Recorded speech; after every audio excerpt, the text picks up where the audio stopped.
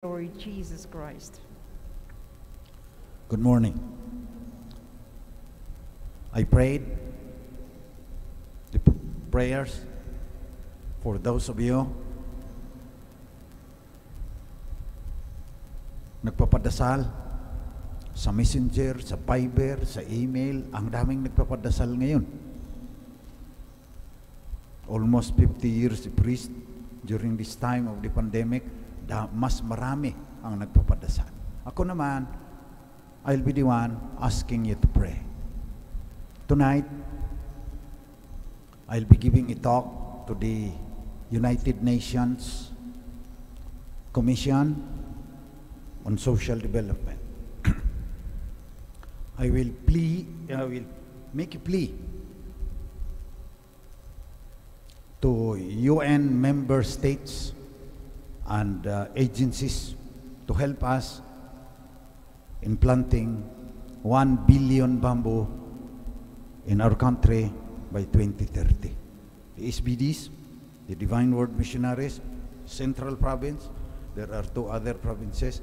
Central Province alone has pledged to plant 100,000 bamboo seedlings this year. It's already February, so we have to work hard, so you have to pray. What I ask the United Nations will be technology transfer so that we could produce seedlings very fast and funding for bamboo tissue culture laboratories, because I have already made partnerships with 8 state universities and colleges all over the country. Tatayo yan sila ng bamboo tissue culture laboratories. Yung pambayad lang sa equipment ang hinihingi natin sa United Nations. 1 billion bamboo by 2030 to fight climate change, to prevent erosion and flooding, and to create livelihood for the poor, because together with that, we will build up the bamboo industry. We are working with the Philippine Bamboo Industrial Development Council, and this morning at 10 o'clock I will say the invocation, because there will be a signing between the Rotary Club and the DNR. They will plant bamboo in the Marikina watershed to fight climate change. It will devastate us, and we will only be hearers of the word and not doers, as the first reading says. Prepare yourselves for untold misery. That's the law of nature. We place too much carbon dioxide through our old cars, our factories, into the atmosphere. Because of the carbon dioxide, sunlight coming in could not reflect back to the surface. Increase in temperature will melt the solar caps. A lot of suffering will happen if we will not do something about it. Be doers of the word, not hearers of the word only. That is echoed by Pope Francis. Magbilangan na tayo kung ano talagang ginagawa mo. Sinisira ang planeta. Sabi niya, this is our common home. Lahat ng tao sa mundo dapat magkakaisa na. Pero nakakaiba pa rin ang pananaw. Yung iba, hindi naniniwala. Yung iba, hearers of the word only. Alam mo naman nila, tama ang Santo Papa. Alam mo naman nila, tama yung mga scientists. Kaya lang iba ang kanilang pananaw. Pinagtatawanan pa ako ng iba, bakit may bamboo tissue culture laboratory? Kasi backyard lang yung kanilang plantation ng bamboo. Ito, hundreds of thousands of hectares sa ancestral domain ng mga indigenous people. It is our way of doing. So the SBDs, there's the Laudato Si Action Platform. Response. What concrete response are you doing to hear the cry of Mother Earth? What concrete response are you doing to hear the cry of the poor? What are you doing to raise environmental consciousness through proposing an environmental economics. Sabi ni Pope Francis, sinisira tayo ng economics na galing na makakanluran. Western economics, that's too individualistic, not taking care of the environment. Environmental education, so that the young will be responsible. Environmental spirituality for those who believe in God. Adapting sustainable lifestyle. And then resilience pagdating ng audit. We are partnering with Microsoft now para maging efficient yung pagbigay ng mga donations ng food at saka clothing. Audit pa ito. Dadating pang maraming audit. Climate change. Yung iba, natatakot din that we will destroy biodiversity. Hindi naman kami ganon ka-ignorante sa environmental science. So, please pray that we will be able to do something. As the first reading says, do not be merely hearers of the word. Become doers of the word, as St. James said.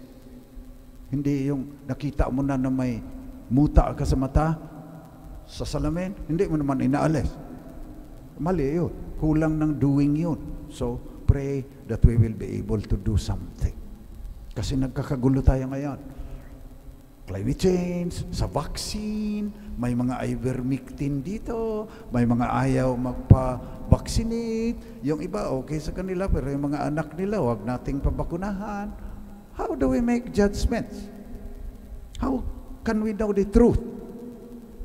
Punta tayo sa gospel, pinagaling ni Jesus yung bulag, tapos nagtanong siya, do you see anything? What do you see?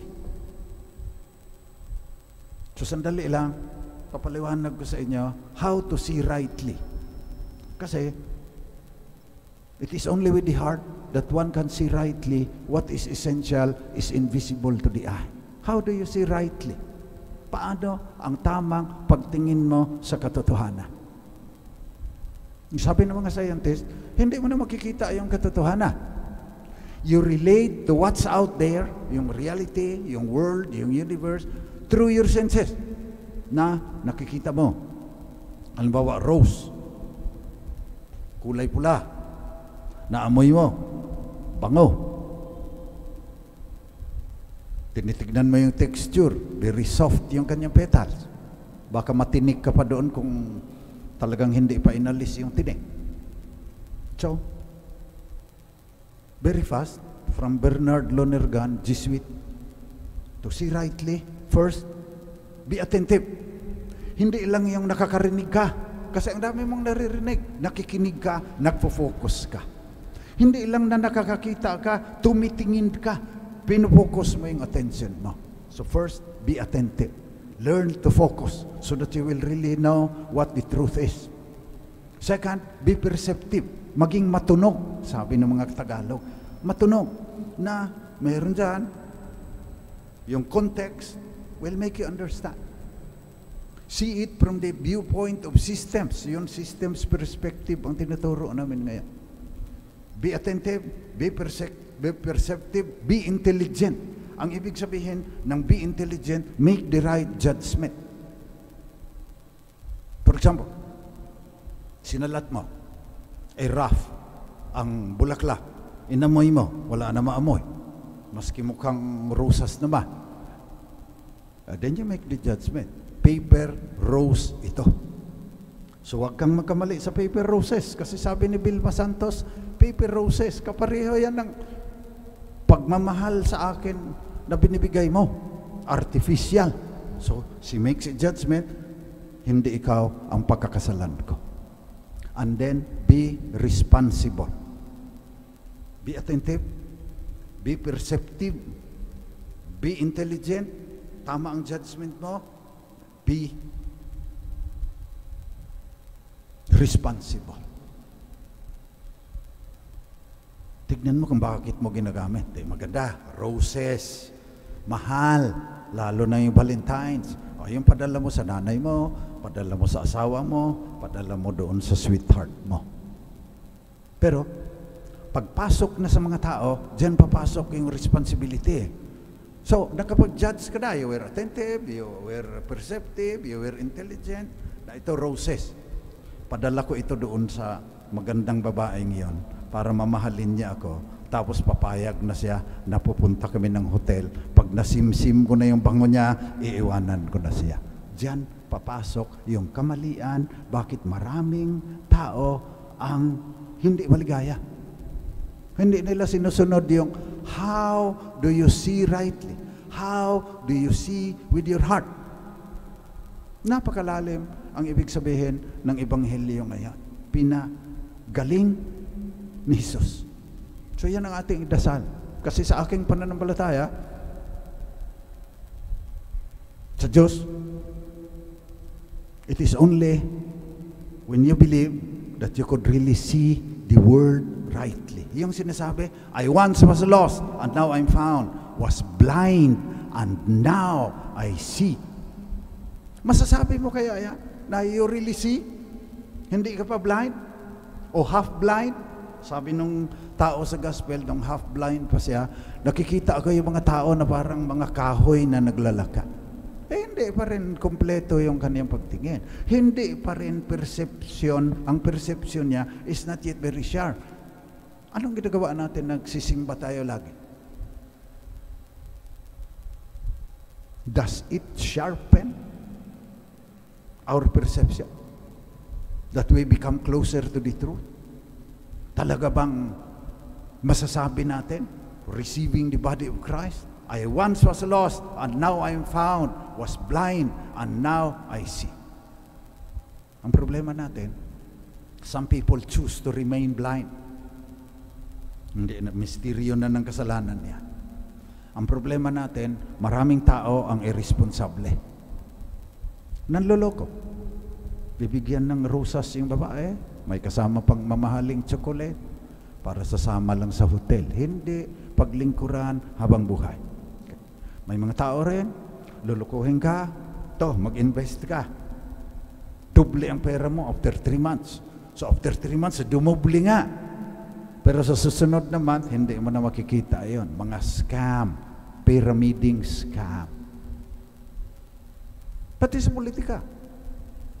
Niloloko din tayo so that we will not make the right judgments. Ini-edit yung video, ini-edit yung mga pictures para lalabas na magaling yung kanilang kandidato, na masama yung isang kandidato. So marami ding naloloko niyan. Kagaya ng maraming babae ang naloloko ng mga playboy, kagaya ng maraming tao ang naloloko sa mga scam, ganon din, mas maraming tao ang naloloko ng mga politiko na hindi responsable. So be attentive, be perceptive, be intelligent, and then be responsible. Bahala na kayo sa inyong conscience, sinong iboboto nyo. Siguruhin ninyo na tama yung inyong perception. Na hindi kayo nadadala ng information, disinformation sa social media. Pagdadasal natin ngayon niya. Sapagkat sa mga readings, first reading, hindi lang sapat na nakakakita ka at nakakarinig. Gawin mo, sabi ni St. John. Sa gospel naman, we are reminded to see things rightly. It is only with the heart that one can see rightly. What is essential is invisible to the eye. Siguruhin rin ninyo na tama ang perception ninyo sa Diyos. Kasi makasalanan tayo eh. We make God sometimes into our own image and likeness. Yung Diyos na komportable tayo, yung hindi nagcha-challenge sa atin to be doers of the word. So ipagdasal natin sa misang ito na sana tunay nating masasabi, in all truth, masasabi natin yung kanta sa Amazing Grace. I once was lost and now I'm found, was blind and now I see.